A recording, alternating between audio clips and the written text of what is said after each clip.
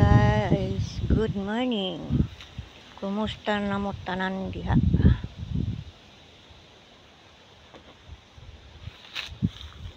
Kumusta na mo tanan? Ako ipakita sa inyo kaniba. Udlot sa